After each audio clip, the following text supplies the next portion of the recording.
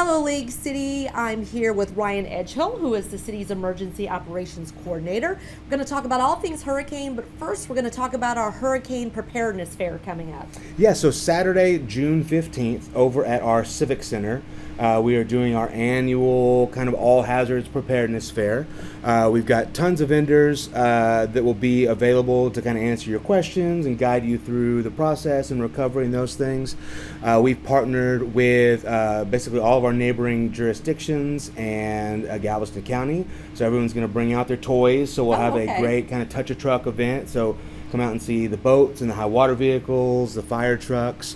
The Coast Guard is going to be there with some of their assets, so we're excited for all of that. We'll have a formal presentation by the National Weather Service talking about the upcoming hurricane season and some of the new products that they are pushing out this year. We'll have tons of great door prizes. We'll have food, games, all kinds of stuff, some bounce houses for the kids. So it should be a very, very good event. We're excited. And I think this is an important event for a lot of folks that are brand new, not only to League City, but to the Gulf Coast area in general, because we have a lot of folks moving here from other states. Absolutely. So, there's tons of information, again, about what to do to prepare yourself, your home, your family for a disaster, but also, just kind of what to expect after, I think, is as important, if not more important, what that looks like, what services are and are not available. Mm-hmm. And then again, with the vendors that are coming out, what are the options for those recovery efforts afterwards? So let's skip ahead to this year's hurricane season prediction. So it's predicted to be pretty active. You'd have to be living under a rock to not see some of the news forecast on this. It's an alarming forecast. It's a hyperactive season is what they're predicting. So NOAA, National Weather Service, they're predicting an 85% chance of an above average season. So they always give you kind of some probabilities of what's normal, what's not normal. So a normal season is 14, 15 named storms throughout the year. So NOAA this year is predicting 17 to 25 named storms. Wow. And that's not even the most aggressive of the forecast. So a lot of the independent agencies are forecasting even more than that. So a very, very potentially active season. So we're early in the season. It just started. What should we be doing right now? Now is the best time really to prepare your home and prepare yourself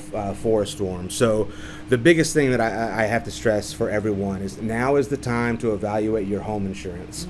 Whether that's your homeowner's insurance or your renter's insurance, doesn't matter. Call your insurance agent and make sure that you have a conversation about exactly what your insurance covers.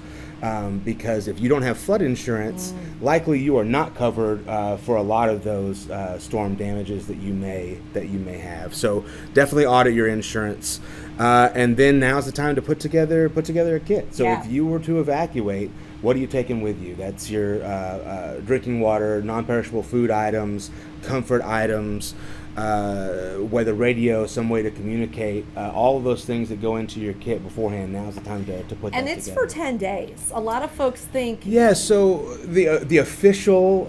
you still go on FEMA's website and they'll tell you, 3-4 days. That's woefully unprepared. We say 10 days to 2 weeks worth of supplies. You look at historically... a lot of these big windmaker storms, you could be, if you were to without power. If you were to stay and not evacuate, you could be without all services, not just power, but you could be without running water, sewage, power. You could have nothing for up to 2 weeks. So a couple cans of tuna and 2 bottled water. Probably not going to cut it. Yeah, a gallon of water per person per day. I mean, that's a lot of water. So that leads into the next planning effort is, do you really want to stay? Yeah. And so, a lot of people will say, well, I've been here for 50 years and I've never flooded, so I'm okay. Yeah. Or I didn't flood in Harvey because that's our recent storm. That's what's in our memory. So that's what we think of when we think of a hurricane. Well, that's not the only type of storm. All of the hazards are different. So just because you weren't impacted in Harvey, just because you didn't flood in Harvey, doesn't mean that in this next storm, a loose trash can plugs up a drain on your street, and then all of a sudden your house does flood. Yeah. Or we get the winds and you Yeah. lose the roof to your house, or the doors to your house, or the windows to your house, or whatever it is. So I tell folks don't compare to, I was okay then, so I'll be okay now. Really, if we make that determination and put out that information that it's mandatory or even voluntary evacuation, really heed that warning. I mean, mandatory, again, that's a legally binding. We can remove you from your home. Yeah. But even voluntary evacuation orders means that we expect things are probably going to be pretty bad. We highly recommend you leave. If you're relying on powered medical equipment, especially oxygen, don't stick around. Don't stick and around. The easiest way to find out if we had an evacuation, if we even had a boil water notice or anything like that, is through our emergency alert system. Correct. So we really want people to sign up now. If you are not signed up, now is the time to do it, especially if you are a brand new resident. And it's real simple, leaguecity.com/alerts, walks you through the process. And that's how we would text or robocall you. Right. Name, email address, phone number, and physical address. And you don't have to give us all of that, but it makes it easier for us to contact you if you do. There are some opt-in options when you go through that portal. But if all you want is emergency alerts, actionable emergency alerts, I need you to evacuate, I need you to shelter in place, I need you to do something for life safety, you can rest assured that that's what you're going to get. Now, you can opt in for some other things that the city may or may not utilize to push out messages, but that's not a system that we take lightly at all. So we don't want to bombard you with messages. And that's why we asked you to opt in. This is not an automatic thing. That's why we have you opt in for these messages, and we promise we're not just going to be bombarding you with messages throughout the year that are an action that you need to take. And so I try to stress that hopefully you'll feel comfortable giving us the full profile, because if you will include your physical address as well, we can geofence calls. Yeah. So if I see that one of our flood gauges, that the creek is flooding in one area, I can draw a circle around a neighborhood and notify a neighborhood, hey, we need you to be prepared for we have that flooding function conditions. with it. Right. So, or most recently we used that feature for a PD issue where there was a problem in a neighborhood, and we were able to draw a circle around that neighborhood and say, hey, be aware of police activity and stay in your home until you get So not even just for hurricanes and severe weather, we can use it for any type of disaster or purposes. emergency messaging. So once again, that's leaguecity.com/alerts. Anything else you want to add about as we're entering hurricane season? Yeah, we try to break it down as easy as possible. So we say plan, prepare, plug in. So have a plan, and that plan is not you and I sitting down at the dinner table saying, what do you think we do? Oh, I don't know. We'd probably do this. Actually, go through the steps, write it down. And if you don't even know where to start, ready.gov, which is FEMA's public-facing website, has some great templates that you can just go fill in the blanks and put that information in, and then print that out and keep it somewhere. So don't trust that you're going to have... Make it a family thing, too. Involve the kids. It's super important. Don't trust you're going to have internet access when you need those numbers or whatever else. Your cell phone could be dead. Whatever it is, print the thing out, keep it somewhere safe. Have a family communications plan. That's another great one. So we are so reliant, me included, on technology. When our cell phones go down and you can't make a phone call, and it's the middle of a day on a Tuesday, how do you get a hold of your husband, wife, family, kids, whatever? Do you have a muster point? Do you know where you're going to meet up? Do you know those things? Write all of that down so that you have alternate ways to communicate, and then where you're going to meet up when all else fails. So that's kind of the plan piece. The prepare piece, again, assemble that emergency kit.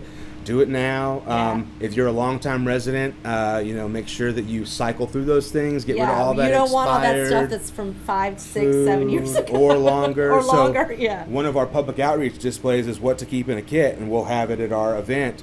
And I think I've got peaches in there that are probably 10 years old that have turned brown. Oh, gosh. You're going to need to redo that kit then. Yeah, I think it's about time to go through and recycle that kit. And don't forget in those kits, again, I mentioned comfort items, but include those comfort items for your kids, for your pets.